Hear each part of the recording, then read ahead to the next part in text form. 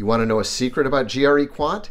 Practically everything on the quant section is stuff you learned freshman year in high school. The test isn't hard because the math is hard. The test is hard because of the tricky ways they ask the questions. So the way to get a great score isn't to spend hours and hours studying math, most of which you already know.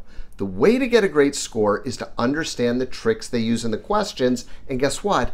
I'm about to show you the 3 most important ones. The GRE is hard not because the math is hard, but because they ask questions in tricky ways, and that's okay, because you're about to learn 3 of their biggest tricks, and after you know how these work, your score is going to rocket up. The other thing that's going to rocket your score higher is a free 2-week Crash Course boot camp. It's designed to raise your GRE score 5 points fast. Again, it's completely free, and you can sign up for it right down there in the description.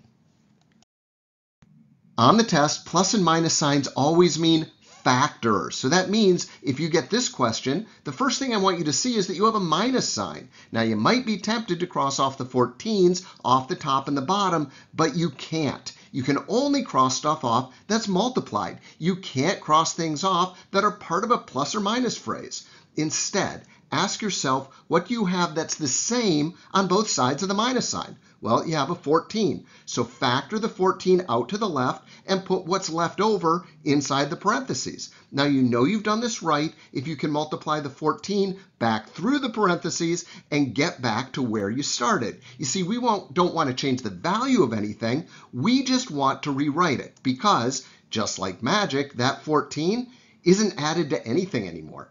It's multiplied, so we get to cross it off and we can say, yes, this was in fact the stupidest way in the world to write 12. C is your right answer. Good job. Remember, when it comes to exponents, you can only add exponents if both the base and the exponent are the same. So if they give you this question, before you immediately guess answer choice A and get the question wrong, I want you to notice that you have a minus sign. What does a minus sign tell you to do? That's right, factor. So what we want to do is see what we have that's the same on the left and right side of that minus sign. Well, we certainly have a 3 on the left and right side of the minus sign. In fact, we have 33s on the left and right side of the minus sign. So we factor out 3 to the 30th and put what's left over, 3 to the 4th minus 1, inside the parentheses. Now, 3 to the 4th happens to be 81. Now that's a handy one to know. It saves time on the test. The other way to think about it is that 3 to the 4th is the same as 3 squared times 3 squared, or 9 times 9. Either way, you get to 81. Now 81 minus 1 is 80, so that is answer choice C. Nice job.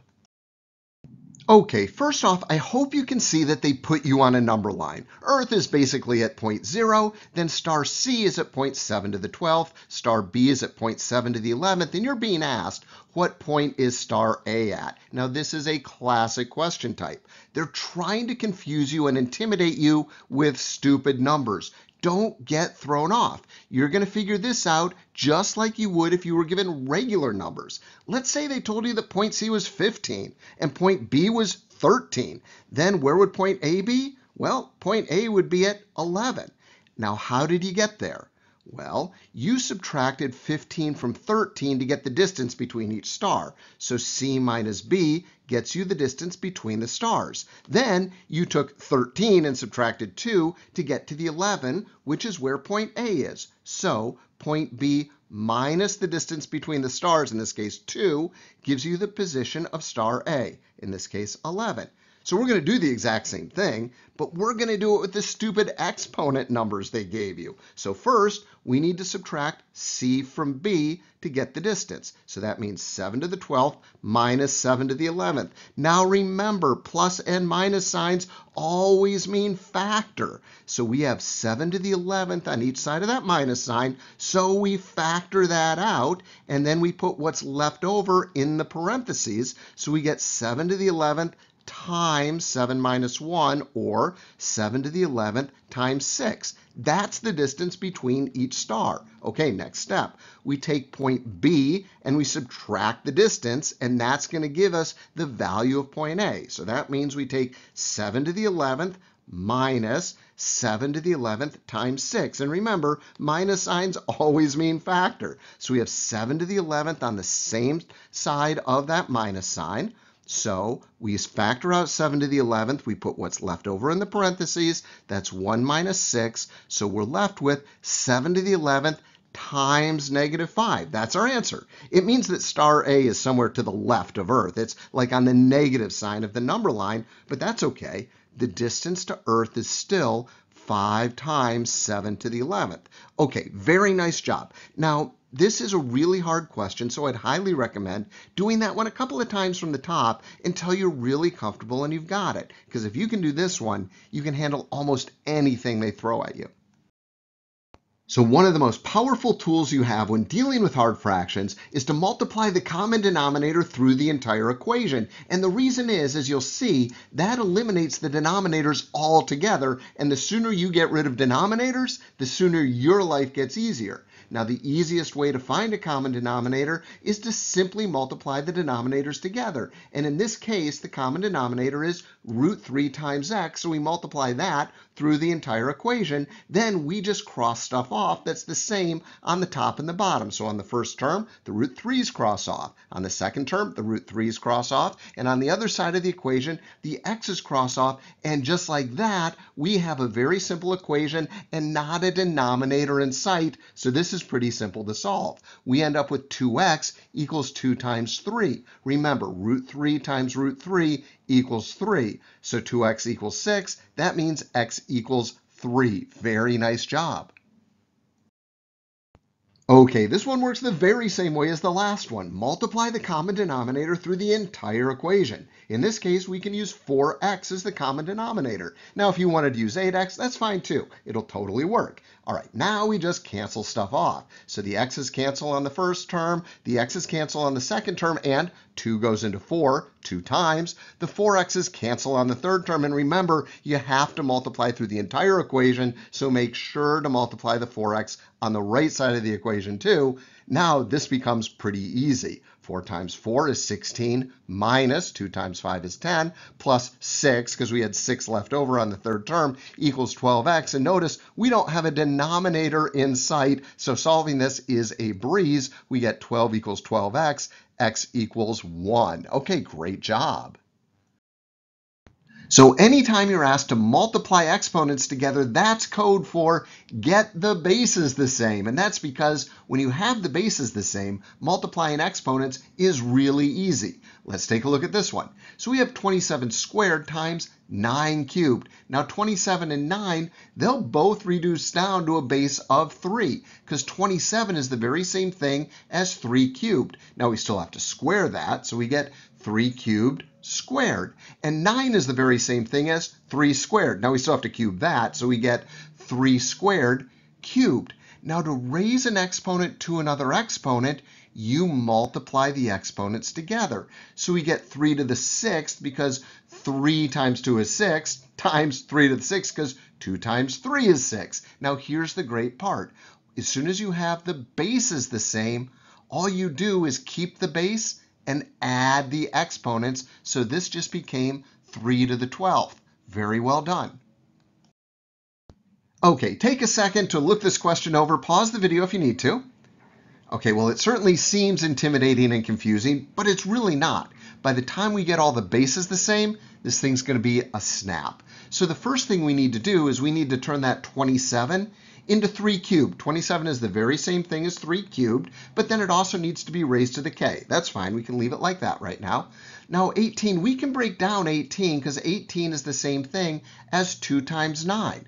Now it's 18 to the 12th, so it has to be 2 to the 12th times 9 to the 12th. Okay, next step. Well, that 9 isn't broken down all the way, and we want to get all the bases the same, so let's turn that 9 into 3 times 3. Now it's 9 to the 12th, so it has to be 3 to the 12th times 3 to the 12th. Okay, look, now we got all the bases the same. We just have 2's and 3's in our bases. One more step. 3 cubed raised to the k is the very same thing as 3 to the 3k, because when you raise an exponent to an exponent, you multiply them together, and just like that, we have all the bases the same.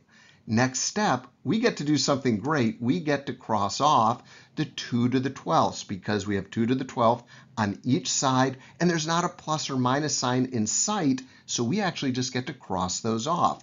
And what that leaves us with is 3 to the 3k equals 3 to the 24th, so 3k must equal 24, k must equal 8. Nice job. The key was get all the bases the same, then everything becomes a lot easier.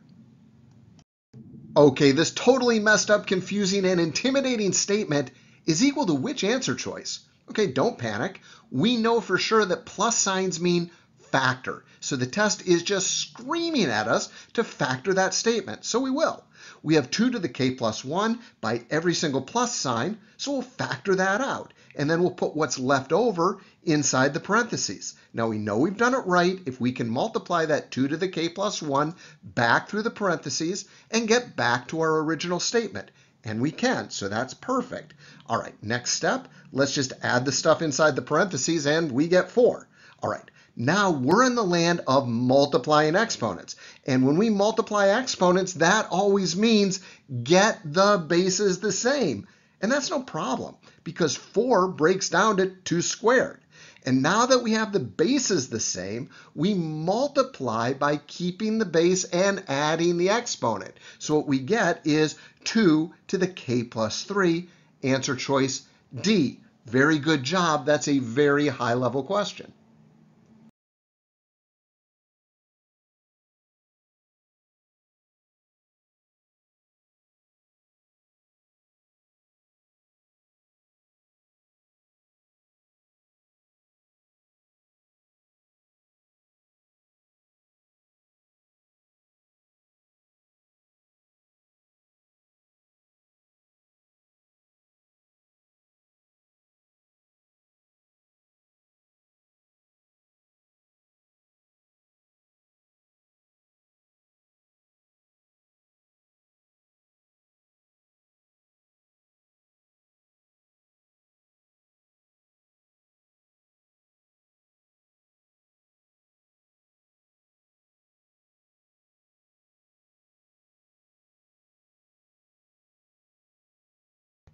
Okay, great job. So the 3 tricks are number 1, plus and minus signs mean factor. Number 2, multiply the common denominator through the entire fraction in the very first step, because that gets rid of the denominator and we hate dealing with denominators. And number 3, multiplying exponents means get the bases the same. As soon as you have the bases the same, it's really easy to multiply the exponents together.